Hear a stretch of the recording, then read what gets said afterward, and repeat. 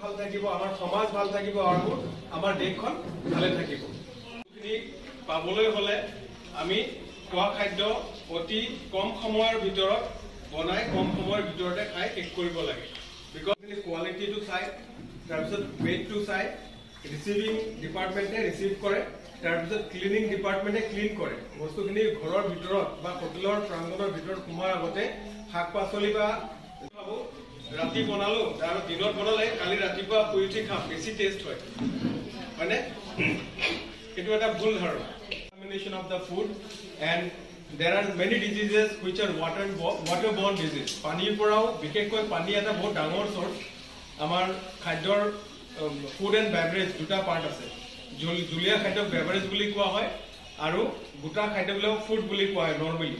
চুপটো বাদ দি যিমান খাদ্য আছে দোজ আৰ ফুড ইংলিছত।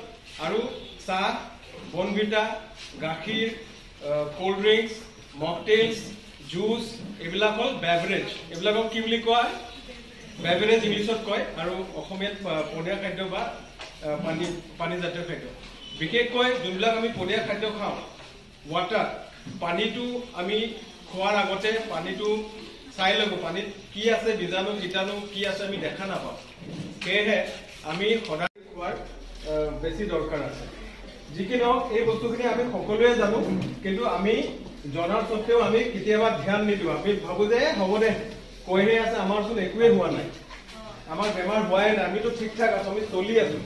আপোনালোক যে শকত হৈ যায়, আপোনালোকৰ ইমিউনিটি শক্তি কমি যায়, মাজে মাজে দুৰ্বল লাগে, প্ৰেছাৰটো বাঢ়ি যায়, দৌৰিব নোৱাৰে, এই বস্তুবিলাক বিশেষকৈ খোৱাৰ লগত সম্পৰ্ক আছে। ভাল থাকিব, আমাৰ সমাজ ভাল থাকিব আৰু আমাৰ দেশখন ভালে থাকিব। এই কৈ মোৰ বক্তব্য আজি মই ইমানতে সামৰি মাৰিলো। ধন্যবাদ।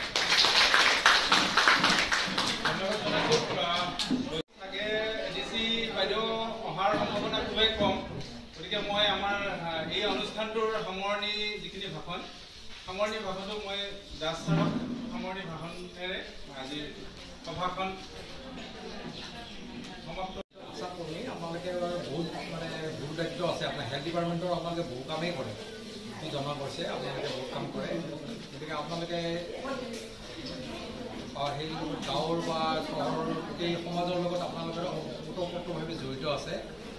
কিছুমান কথা আপোনালোকে জানিলে সেই কথাখিনি আপোনালোকে বেলেগৰ লগতো শ্বেয়াৰ কৰিব, বেলেগকো বুজাই দিব। আপোনালোকে যিখিনি কথা ইয়াত জানিলে সেই কথাখিনি আপোনালোকে যাতে আপোনালোকৰ মাজত নাৰাখি আপোনাৰ 2-4জনক যদি কয়, তেনে কথাবিলাক অলপ স্প্ৰেড হয়, তেওঁলোকেও জানিব স্বাস্থ্য সম্পৰ্কীয়, কেনেকৈ আমি খাদ্যটো খাব লাগে। আৰু বিশেষকৈ মানুহ এজন সুস্বাস্থ্যৰে থাকিব লাগিলে, জীয়াই থাকিব লাগিলে অন্ততঃ 3টা কাৰণ আমি মানিব লাগে।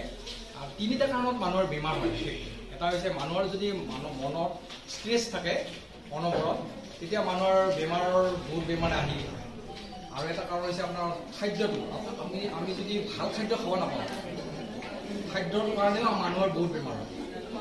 আৰু তৃতীয়তে হৈছে আমি যদি শাৰীৰিক চৰ্চা নকৰোঁ, আমি যদি অকল খাদ্যটো ভাল বুলি খাই থাকোঁ, শাৰীৰিক চৰ্চা নকৰোঁ, তেতিয়াও মানুহৰ বেমাৰ হয়।